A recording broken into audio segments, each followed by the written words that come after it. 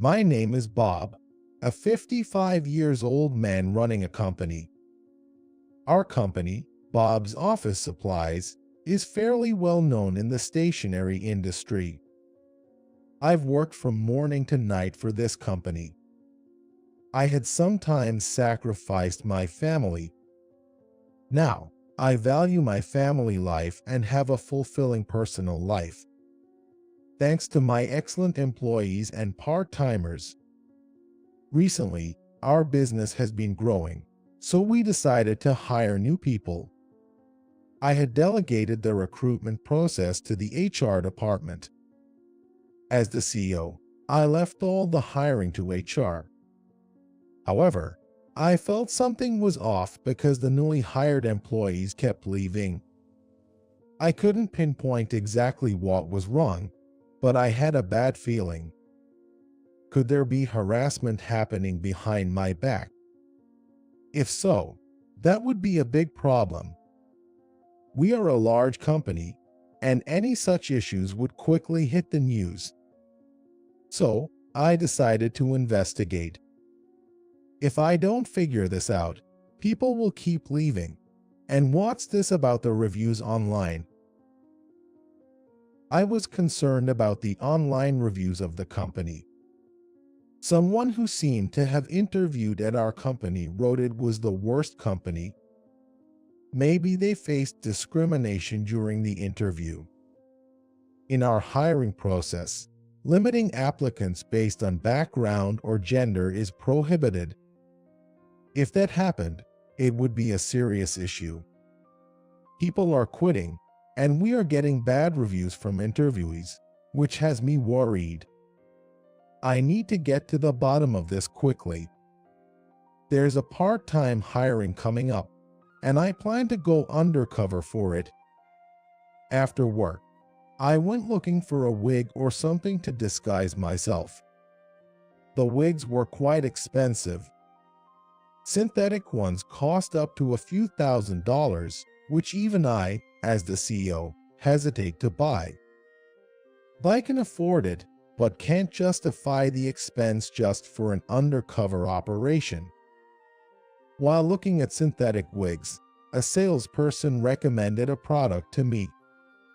The wig was synthetic but had a natural-looking part, and wasn't too shiny, so it wouldn't be obvious. It even had some gray hairs, which suited me as a touch of distinguished gray. I'm 55, and having all black hair would look odd, so I chose the gray wig. Then I went to look for glasses. I usually wear contact lenses. No one at the office has seen me in glasses. So I picked out a pair of age-appropriate silver-framed glasses at an optician's that could be ready on the spot. They had a nice, distinguished look. At home, I dug out an old suit that I got from my dad. It's quite worn out. The design is outdated, and nobody wears this style anymore. I'll take this suit to a dry cleaner. When the suit came back from the dry cleaner, I tried it on with a wig and glasses, along with the old, unfashionable gear. I look like the epitome of an unfashionable middle-aged guy. In this getup, no one will recognize me. Under the distinguished gray wig, my head is shaved, which gets a bit stuffy. I started losing my hair in my 30s and have been bald since. I wanted to be a distinguished gray-haired gentleman, but my hair was gone before that could happen. For the part-time job interview, I came up with a fake name. Let's see, what should my name be? I can't be bothered to think too much. I'll just use my brother's name.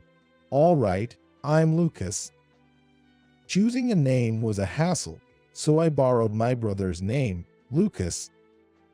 I always say ideas are important in the company, but coming up with a fancy name for undercover work is just too much trouble. I thought about names like John or James, but they didn't feel right. So, as Lucas, I was going to the part-time job interview.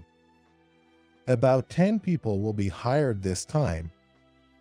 They are expected to be placed in sales administration, accounting, and general affairs at the headquarters. I wrote that I was applying for sales administration on my fake resume. I was honest about my education. I only graduated from high school. My family was poor, so I couldn't afford college and went into manufacturing right after high school. Then I started Bob's Office Supplies and have been working as its CEO. No one knows my educational background, and I doubt it will come out here. When I entered the company, the receptionist came to ask my business. I'm here for the interview, I said, changing my voice to avoid being recognized as the CEO. The receptionist didn't seem to recognize me. All good so far. I took my pass and hung it around my neck. Then went to the designated conference room on the 3rd floor. Chairs were lined up there, and one woman was sitting. She looked to be about 25. I wonder if it's just me and this lady for today's interview. Then HR's Mike came. Mike doesn't have the best reputation. He's a senior in HR but is known to be harsh with the younger staff. It wasn't bad enough to be considered harassment, so I couldn't really reprimand him. I once warned him, "Don't be too intimidating." I didn't do anything like that. But Mike stuck to his guns. I thought it pointless to nag if he hadn't done anything, so I haven't been able to warn him since. It would be a big problem if Mike was being arrogant during the interview, but I couldn't imagine he would do that. Then again, it might be possible. After all, the people coming in for interviews are trashing us in the reviews. I started to feel more nervous, noticing my hands were sweaty. The woman next to me looked pale, perhaps she was nervous too. I began to worry more about her. Mike told us to come in, so the woman and I entered the conference room. Please have a seat. Thank you. Mike said that, so we sat down. The woman was fidgety and seemed restless. She must be very nervous. Watching her, I couldn't help but feel sorry for her. Let's start the interview. Could you please submit your resumes first? Yes, here you go. Here is mine. Please take it. All good. He doesn't seem to recognize me. I handed in my resume and returned to my seat. All right, we have Catherine and Lucas. Okay, let's start the interview. I see. I'm all right. And so, the interview began. The woman next to me, Catherine, seemed to be shaking now. She must be really nervous. Mike was looking intently at me. Oh no, did he recognize me? No, it's fine. Let's start with you, Catherine. Why did you apply to our company? Yes, well, I've always loved stationery, and I especially collected Bob's Office Supplies products because they are so easy to write with. I wanted to work here to help provide useful products to the world. But you applied for a sales administration position, right? Selling to retailers is the job of the sales team, and sales administration is support. Developing new products is the task of the product planning department. It's not really sales administration sending out products useful to the world. Did you even seriously consider your motivation for applying? It seems like you're just making this up. I'm sorry. I just wanted to be helpful to Bob's office supplies. Right. By the way, your resume says you dropped out of college. Why is that? It's embarrassing, but I stopped attending and eventually dropped out. I couldn't keep taking time off. You don't feel ashamed for dropping out. Nowadays, it's pretty bad not to at least graduate from college. It's bold of you to bring such an embarrassing resume here. And the area you live in, well, no offense, but it's known for being rough, right? This downtown area. Well, Are your parents from there too? I won't say much, but it's kind of shady, right? sigh. Mike was clearly being discriminatory. He didn't say it outright, but he was insinuating it. I was shocked. I hadn't expected this kind of behavior during recruitment. No wonder people wrote such scathing reviews. The interviewees must have felt deeply hurt and frustrated. Being criticized for their education or where they live would upset anyone. Then Mike showed Catherine a pen. Just one of the ordinary ones we make. Here are 2 pens. I'll give one to you. Take it. Thank you. Now, I already have a pen. Try to sell me the one you have. Any pitch will do. Make me want to buy it. This is usually for those applying to sales, but let's see if your skills match our standards. Not that you'll be able to do much. Well, Go ahead. Sell it to me. You may use any sales pitch you like. this pen is similar to the one you have, but it's actually a bit different. It writes more smoothly and is easier on your fingers. So what? That alone won't make me want to buy it. Give me a more compelling reason. This pen has very beautiful ink and doesn't smudge on paper.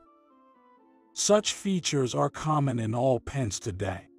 Your ideas are pretty limited. Low education seems to equal low creativity. I doubt you can handle the job here. Even in sales administration, there's a lot to do. I don't think you're capable. Maybe you should start by actually graduating from college. Catherine looked downcast and on the verge of tears. Even if her speaking skills were poor, there was no need to be so harsh. What Mike was doing seemed less like an interview and more like harassment. Anyone treated this badly would want to write a negative review. I certainly would feel the same. Then Mike intently read my resume and smirked creepily. The grin was so eerie that I felt ripples. Mike looked at me and said, A high school diploma, really? In this day and age? Well, I grew up in a family that couldn't afford college, so I only have a high school diploma. Is there a problem with that? It's not just a problem, it's a huge one. Honestly, you're the first high school graduate I've met. It's like meeting an alien. Oh no. And you, at 55, applying for a part-time job. That's embarrassing, isn't it? What about your family? Well, I have a wife and grown children. So think someone married you. She must have peculiar tastes. Oh, looks like you don't have much money either. Wearing that old, unfashionable shoe. Living a poor life. Right. Middle-aged part-timers are really the bottom of the barrel. Well, maybe it's time for this undereducated middle-ager to leave. No point wasting more time questioning you. This is futile. No way. It's over. Yes, interviewing you is a waste of time. Now off you go. All right, then. Thank you for your valuable time. And I left the room alone. Mike, still unaware of my true identity, was laughing foolishly. Well, he can laugh all he wants for now. He will be sent to hell sooner or later. The next day, Mike started talking about the interview the previous day. As I had asked him to report on the part-time hiring, he laughed, saying only the undereducated showed up. I almost burst out laughing at the combination of a college dropout woman and a high school educated middle-aged man. Never thought we'd attract such bottom feeders. The woman looked like she was about to cry, and the man, well, his suit was so worn and tacky. It's amazing they even applied to our company. They really don't know their place. Well, I think you're the one who doesn't know your place. What? What are you talking about all of a sudden? Mike looked confused, not understanding what I was saying. So, I thought I'd explain it to him nicely. I wonder what his face will look like when I tell him everything about yesterday. I'm being rather mean, aren't I? Yet, I couldn't suppress my smirk. Actually, that was me. Wait, what do you mean? I attended the interview undercover yesterday. You were quite rude to me, talking about high school graduates and such. Except for my name and address, everything was real. I really am a high school graduate. Well, now I clearly see you've been looking down on me for being a high school grad. Yes, very clear indeed. Wait. I wasn't looking down on you. Really? But didn't you say yesterday that meeting a high school grad was as rare as encountering an alien? You don't look down on me, but you did on Lucas. Is it because I'm the CEO? No, well, that is, well. Changing how you treat people based on their status is the worst. You may think it's okay to grovel in front of me, but that's not how it works. You have to be fair to everyone. You're in HR, right? Isn't it your job to care about employees, think about their benefits, and make the company a better place to work? And you're in charge of hiring, too. HR is the face of the company. Yes, exactly. You might not be the star like the sales department, but HR is what people see first. These visitors could become employees or part-timers, so you need to realize that HR represents the company. If not, it damages our corporate image. Yes, you're right. And what about your behavior towards Catherine yesterday? Do you think it's okay to say such awful things to her? Such discriminatory remarks are unacceptable. Because of what seems to be your conduct, we've been getting bad reviews online. You've tarnished our corporate image. I'm sorry, Mike, but you're being demoted. You've worked hard as the head of HR, but that ends now. No, please wait. Don't do this. He stammered in panic, probably fearing the pay cut that comes with demotion. But that's not enough.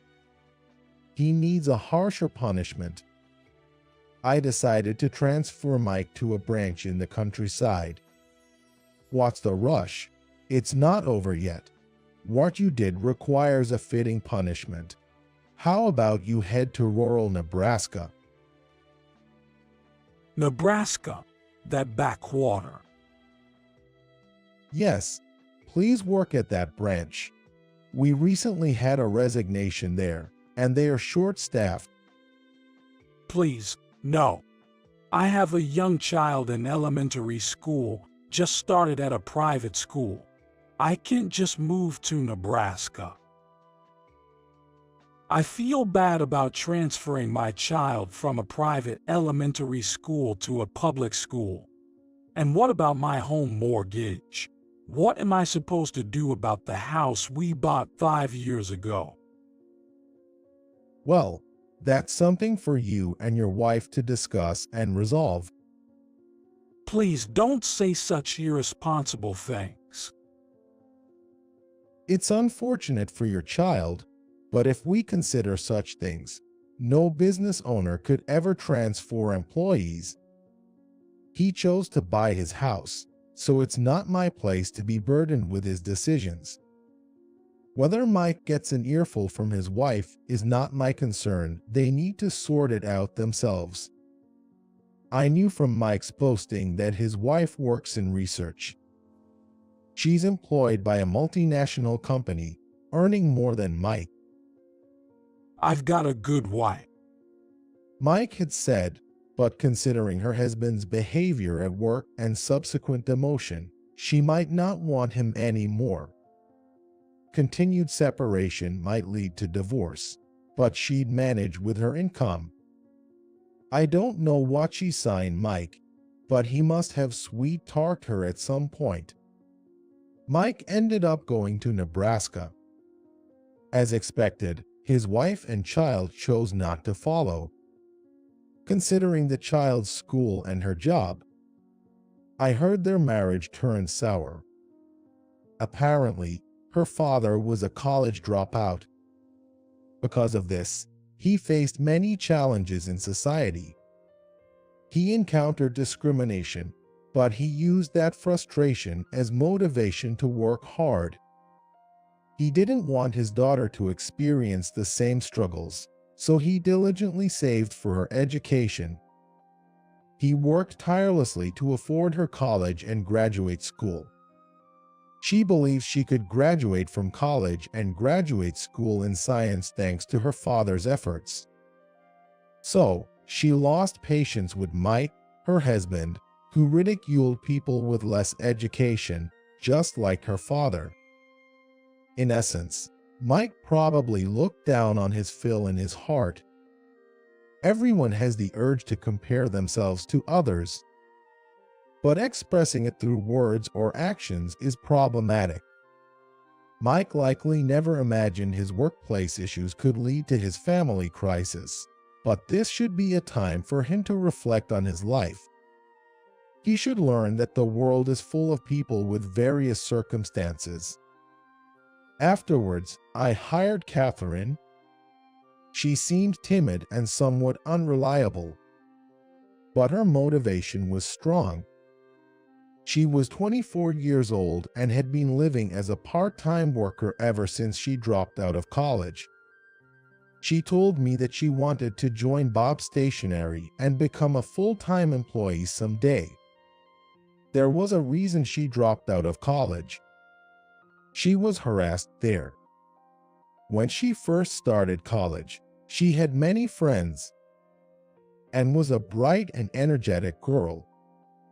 But there was a girl who didn't like her. She framed Catherine by starting a rumor that a wallet was stolen and placing it in Catherine's bag, making her look guilty. Eventually, it was understood that Catherine wasn't the culprit, but she was ostracized by everyone in the class after that. Being at the top of her class before, she lost her place because of this incident, and she stopped attending college, leading to a reclusive lifestyle. Realizing she couldn't continue this way, she quit college and started working jobs like in convenience stores. However, she struggled to find stable employment and never secured a full-time position. Watching her aging parents, she feared she might end up caring for them while still working part-time jobs, which terrified her. I thought maybe I could change here, at Bob's Office Supplies. There's a chance for full-time employment. and I have fond memories associated with this company. Fond memories? What happened? When I was in elementary school, I gave some candy to a boy who was transferring schools as a farewell gift. In return, he gave me a pen from Bob's Office Supplies, the one with the bunny character series. Oh, the Bunny series pen that's popular with young girls. You received that, huh? It's been a long-selling item. That's why it means a lot to me. I still keep that pen with care, and I've always hoped to meet that boy again, but I don't know where he lives now. It would be nice if you could meet. He was your classmate. After all, he should remember you. Catherine must have had a crush on that boy. I thought that it must have been her first love. The boy who gave her our pen must have liked her too. He was such a cute boy to give her a bunny-patterned pen, which girls seem to like. Then one day, a sales employee named Oliver returned from the UK. He had been working in our UK branch. Our company is actually well known abroad, especially in the UK as Bob's Stationery. The quality of pencils in the UK isn't great, and the color is faint. Initially, I wondered if they didn't have HB pencils or the like in the UK. But every pencil I bought seemed to have faint color. Then, when I rubbed the words I wrote with a pencil to delete them with an eraser, the paper tore. Thinking this wouldn't do, I decided to spread the word about America's excellent stationery in the UK. Interestingly, foreign-made ballpoint pens often run out of ink quickly. Now, American stationery is quite popular abroad, bought by tourists as souvenirs. Because of its quality and design, with many cute and stylish options that foreigners love. Oliver, who worked a year at Bob's Stationery in the UK, brought back lots of souvenirs, including sweet chocolates and cookies. Here, these are from the UK. My suitcase was bursting. Please help yourselves. Thank you. I will enjoy these later. Of course, go ahead. Oh, is she new here? Yes, this is Catherine, who's joined us as a part-time administrative assistant. Catherine, you say. Do you know her? Of course, we were classmates in elementary school. I transferred out, though. So, you were Catherine's classmate. Oliver, I never thought we'd meet here. Me neither, Catherine. It's been so long. How have you been? Well, a lot has happened, but I'm managing. Got it. Looking forward to working together. Sure. What an unexpected and emotional reunion. The boy Catherine spoke of, who had transferred schools, was Oliver. Oliver giving her a pen from Bob's Office Supplies back in elementary school. How sweet. Catherine and Oliver worked well together at the office, finding good synergy in their tasks. Although Catherine had never done office work before, her intelligence allowed her to quickly grasp and master the tasks she was taught. The senior employee in the administrative department was impressed by her work. Oliver found it helpful how meticulously Catherine handled the tasks he assigned to her. They seemed to be getting along well. I have to attend the sales department meeting. It's held once a week, and each time we report on the sales figures. Oliver seemed more enthusiastic than before, which led to some teasing from other employees. Got a girlfriend or something? No, that's not it. I don't have a girlfriend. Well, it doesn't matter. but you've been really enthusiastic lately, Oliver. Just don't overdo it and take care of yourself. Okay? Yes, I'm sure. As for the sales figures, Oliver, you're at the top this time. It seems like your training in the UK paid off. Well done. Thank you. I really felt the importance of identifying new needs there. I plan to work with the planning department to promote better products. We're looking forward to it. Then, I thought Oliver's enthusiasm might be largely due to Catherine's influence. Every time Oliver came to report to me in my office, he would also mention Catherine, then his face turning a bit red, which made me think he still liked her. One day, Catherine and Oliver came to my office together. I wondered what it was about.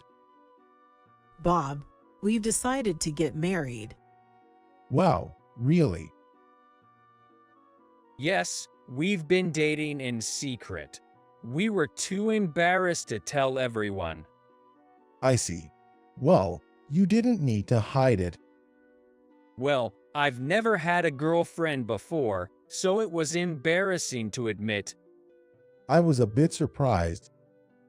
Oliver is definitely attractive. In fact, he's quite handsome. I had assumed he'd been popular with women and gotten a lot of attention, so finding out he didn't have a girlfriend was unexpected. But maybe he was shy. Catherine, standing beside me, was looking down, but I caught a glimpse of her face turning red. In a soft voice, Catherine said to me, I want to keep working here even after getting married. Can I continue to work here while balancing family life? Of course, you can. The administrative team says they can't manage without you. We'd be in trouble if you left. Really? That's a relief. I was worried I'd lose my job now that I'm getting married. We're not an old-fashioned company that would ask you to quit because you're getting married. Would you like to become a full-time employee? We'd love for you to take on more responsibilities. Am I a full-time employee? I was indeed attracted by the chance of full-time employment, but are you sure? I don't feel confident. I'm confident you'll do well, Catherine. Please have faith in yourself. Okay, I'll do my best. Catherine responded energetically. She's capable, and I'm sure she can balance work and family life well. Oliver is also kind, likely to help with household chores. I was invited to their wedding, which was very touching, and I found myself crying as much as their parents. Both Oliver and Catherine were smiling throughout the ceremony. At the reception, everyone from the office performed dances and played music, making it a delightful event. I'm glad I attended. Since then, Catherine has been working hard as a full-time employee. Then Catherine got pregnant and Oliver happily informed me. Oliver asked me what kind of preparations he needed to make in becoming a dad. I shared some thoughts on preparing for his daughter's future wedding. I have a daughter and she is already married. I felt happy yet nostalgic. Oliver ended up crying. He must have imagined the time when his not yet born daughter would be married. I regretted making him cry, but felt he would be a great father. I hope Oliver and Catherine continue to be happy. By the way, Mike, whom I demoted, ended up quitting because he couldn't handle the rural lifestyle. His wife has asked him for a divorce. I felt that the two couples were the complete opposite of each other.